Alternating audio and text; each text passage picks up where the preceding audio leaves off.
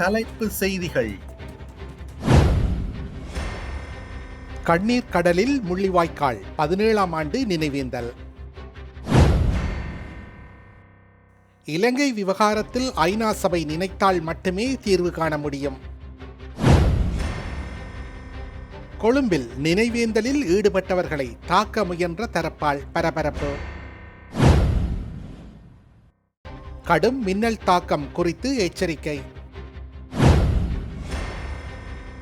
வாகன இறக்குமதிக்கான 50% மேலதிக வரி, விலைகளில் ஏற்படவுள்ள மாற்றம். மெக்சிகோவில் மர்ம நபர்கள் நடத்திய தாக்குதலில் 10 பேர் பலி. விரிவான செய்திகள். தமிழின படுகொலையின் 17ஆம் ஆண்டு நினைவு நாளான மே மாதம் 18ஆம் தேதி முள்ளிவாய்க்கால் நினைவு முற்றத்தில் பல்லாயிரக்கணக்கான மக்கள் ஒன்று கூடி தமது உறவுகளுக்காக உணர்வுபூர்வமாக அஞ்சலி செலுத்தினர். அன்று காலை 10:15 மணியளவில் தவத்திரு அகத்தியர் அடிகளார் கொள்கை பிரகடனம் வாசிக்கப்பட்டு நினைவேந்தல் நிகழ்வுகள் முறைப்படி ஆரம்பமாகின. 2009ஆம் ஆண்டு இறுதிக்கட்ட போரின் போது படுகொலை செய்யப்பட்ட லட்சக்கணக்கான உறவுகளின் நினைவாக இந்த நினைவேந்தல் முன்னெடுக்கப்பட்டது. காலை 10:30 மணியளவில் உயிரிழந்த உறவுகளுக்காக 2 நிமிட அகவடக்கம் செலுத்தப்பட்டது. இறுதிப் போரில் தனது குடும்பத்தின் 4 உறுப்பினர்களை பலி கொடுத்த வற்றாப்பளையை சேர்ந்த ஸ்ரீரஞ்சன் ரினோசா பொது சுடரை ஏற்றி வைத்தார். அதே நேரத்தில் நினைவேந்தல் முற்றத்தில் கூடியிருந்த ஆயிரக்கணக்கான மக்களும் ஒற்றை சுடர்களை ஏற்றி மலர் தூவி தமது உறவுகளுக்காக கண்ணீர் மல்க அஞ்சலி செலுத்தினர். முல்லைத்தீவு மற்றும் வடக்கு கிழக்கின் பல்வேறு பகுதிகளில் இருந்தும் வருகை தந்த பல்லாயிரக்கணக்கான மக்கள் சுட்டெரிக்கும் வெயிலையும் பொருட்படுத்தாது நீண்ட வரிசையில் நின்று அஞ்சலி செலுத்தினர். 17 ஆண்டுகள் கடந்தும் நீதிக்காக காத்திருக்கும் தமிழ் மக்களின் தளராத உறுதியை வெளிப்படுத்தும் விதமாக அன்றைய நிகழ்வு அமைந்திருந்தது. முள்ளிவாய்க்கால் முற்றமே மக்களின் கண்ணீராலும் சுடரொளியாலும் நிறைந்திருக்க நாம் இன்னும் மறக்கவில்லை என்ற செய்தி உலகுக்கு உரக்க சொல்லப்பட்டது. இலங்கையின் இனப்படுகொலை விவகாரத்தில் ஐநா சபை நினைத்தால் மட்டுமே தீர்வு காணவும் குற்றவாளிகளுக்கு தண்டனை பெற்று தரவும் முடியும் என்று விடுதலை சிறுத்தைகள் கட்சியின் தலைவர் தொல் திருமாவளவன் தெரிவித்துள்ளார். சென்னை அசோக் நகரில் உள்ள அம்பேத்கர் திடலில் விடுதலை சிறுத்தைகள் கட்சி சார்பில் தமிழின இனப்படுகொலை நாள் மற்றும் முள்ளிவாய்க்கால் இனப்படுகொலை நினைவேந்தல் கூட்டம் நடைபெற்றது. இந்த நிகழ்ச்சியில் உரையாற்றும் போதே அவர் குறித்த விடயத்தை குறிப்பிட்டுள்ளார். நான் பெரிதும் நேசிக்கும் தேசிய தலைவர் பிரபாகரன், அவர் உயிரோடு உள்ளார் என்னும் நம்பிக்கை ஒரு புறமும் இல்லை என்ற எண்ணமும் மற்றொரு புறமும் உள்ளது.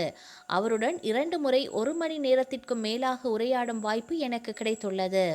இலங்கையில் நடந்த இனப்படுகொலைக்கு காரணமான ராஜபக்ஷ உட்பட்ட அவருடைய குடும்பத்தில் யாரும் தண்டிக்கப்படவில்லை. இலங்கை இனப்படுகொலைக்கு எதிராக வாக்கெடுப்பு நடத்த வேண்டும் என்றால் அது ஐநா சபையால் மட்டுமே முடியும். ஐநா சபை நினைத்தால் மட்டுமே இதில் தீர்வு காண முடியும். தமிழீழம் என்பது எங்களுடைய கனவு. அதிமுக தமிழீழ விடுதலை இயக்கங்களை புறக்கணித்து விட்டார்கள். ஆனால் சட்டமன்றத்தில் தன்னுடைய முதல் கன்னி பேச்சிலேயே வன்னியர் அரசு ஈழம் குறித்து பேசியுள்ளார் என்று விடுதலை சிறுத்தைகள் கட்சியின் தலைவர் தெரிவித்துள்ளார். கொழும்பு வெள்ளவத்தில் இடம்பெற்ற முள்ளிவாய்க்கால் நினைவேந்தலில் பதற்றமான சூழல் உருவாகியுள்ளது. இதன்போது ஊடகவியலாளர் தரிந்து மற்றும் சமூக செயற்பாட்டாளர் ராஜ்குமார் ராஜீவ்காந்த் மீது தாக்குதல் முயற்சி மேற்கொள்ளப்பட்டதாக தெரிவிக்கப்படுகின்றது. இதன்போது எதிர்ப்பாளர்களால் கடுமையான வார்த்தை பிரயோகங்கள் முன்வைக்கப்பட்டுள்ளமை களத்தில் மேலும் சர்ச்சைகளை எழுப்பியுள்ளது. பலத்த மின்னல் தாக்கம் குறித்து வளிமண்டலவியல் திணைக்களம் எச்சரிக்கை விடுத்துள்ளது. நேற்று மதியம் 12 மணிக்கு வெளியிடப்பட்ட இந்த அறிவிப்பு இன்று இரவு 11:30 மணி வரை அமுலில் இருக்கும் என அந்த திணைக்களம் தெரிவித்துள்ளது. இதற்கமைய மேல் சப்ரகமுவா, ஊவா மற்றும் கிழக்கு மாகாணங்களிலும் குருநாகல் மாவட்டத்திலும் சில இடங்களில் பிற்பகல் 1 மணிக்கு பின்னர் இடியுடன் கூடிய மழையுடன் பலத்த மின்னல் தாக்கம் ஏற்படுவதற்கான சாத்தியக்கூறுகள் காணப்படுவதாக குறிப்பிடப்பட்டுள்ளது. அத்துடன் இடியுடன் கூடிய மழை பெய்யும் வேளைகளில் அப்பகுதிகளில் தற்காலிகமாக பலத்த காற்று வீசக்கூடும் என்பதால் மின்னல் தாக்கங்களினால் ஏற்படக்கூடிய பாதிப்புகளை குறைத்துக் கொள்வதற்கு தேவையான முன்னெச்சரிக்கை நடவடிக்கை எடுக்குமாறு பொதுமக்கள் அறிவுறுத்தப்பட்டுள்ளனர். இலங்கைக்கான வாகன இறக்குமதிகளின் மீது அரசாங்கம் 50% மேலதிக வரியை விதிப்பதற்கு எடுத்துள்ள தீர்மானம் தொடர்பில் இலங்கை வாகன இறக்குமதியாளர்கள் சங்கம் அறிவிப்பொன்றை வெளியிட்டுள்ளது. அதன்படி அரசின் இந்த தீர்மானத்தை தொடர்ந்து உள்நாட்டு சந்தையில் வாகனங்களின் விலை கணிசமாக அதிகரிக்க உள்ளதாக அந்த சங்கம் மதிப்பிட்டுள்ளது.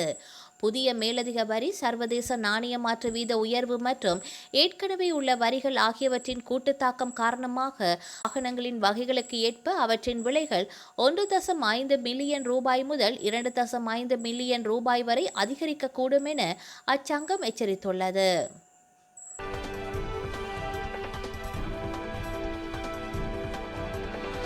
மெக்சிகோவில் மர்ம நபர்கள் நடத்திய துப்பாக்கிச் சூட்டில் 10 பேர் கொல்லப்பட்டனர்.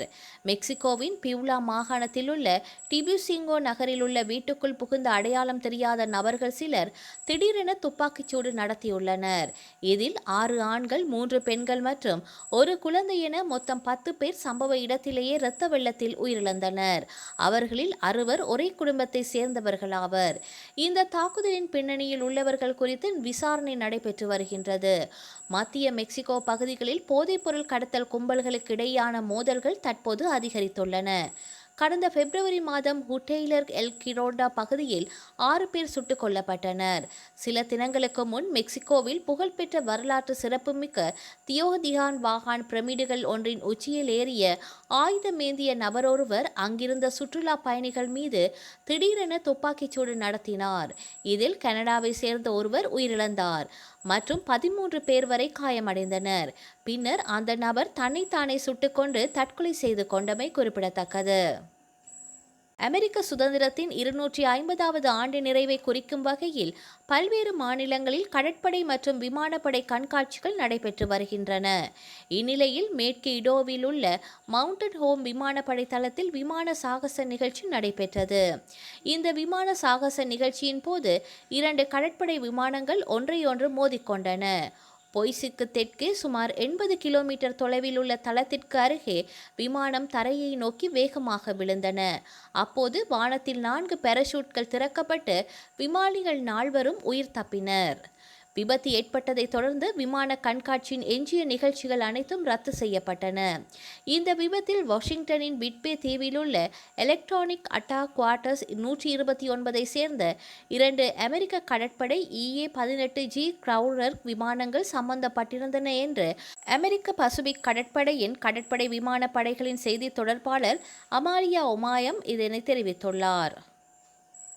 நுரையீரல் புற்றுநோயால் பாதிக்கப்படும் நபர்களுக்கு அளிக்கப்படும் கீமோதெரபி சிகிச்சைக்கு மாற்றாக புதிய வகை நோய் எதிர்ப்பு மருந்தான டெசோன்ரிக் எனப்படும் அட்சோலிசுமாப் மருந்தை இந்திய ரோஜ் பார்மா நிறுவனம் அறிமுகம் செய்துள்ளது.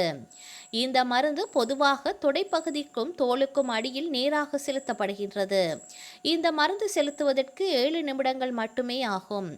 இந்த மருந்து நோய் எதிர்ப்பு மண்டலத்தில் மறைந்து இருக்கும் PD-L1 எனப்படும் புரதத்தை தடுக்கின்றது.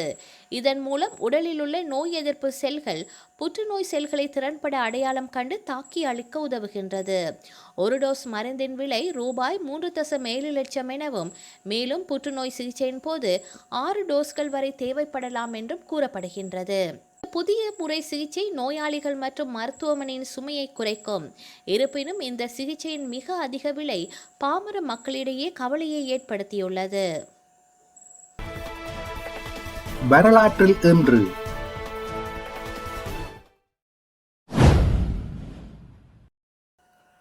1834 இலங்கையில் பாடசாலைகள் ஆணைக்குழு அமைக்கப்பட்டது. 1978 விடுதலை புலிகள் மீதான தடை JR ஜெயவர்தன அரசினால் நாடாளுமன்றத்தில் கொண்டுவரப்பட்டது. 2016 எகிப்திய வானூர்தி பாரிஸில் இருந்து கெய்ரோ செல்லும் வழியில் நடுக்கடலில் வீழ்ந்ததில் அதில் பயணம் செய்த 66 பேரும் உயிரிழந்தனர். 2018 வேல்ஸ் இளவரசர் ஹாரி, மேகன் மெர்கல் ஆகியோரின் திருமணம் வின்சர் மாளிகையில் இடம்பெற்றது. செய்திகளை உடனுக்குடன் தெரிந்து கொள்ள உடனே சப்ஸ்கிரைப் செய்து பெல் பட்டனை கிளிக் பண்ணவும்.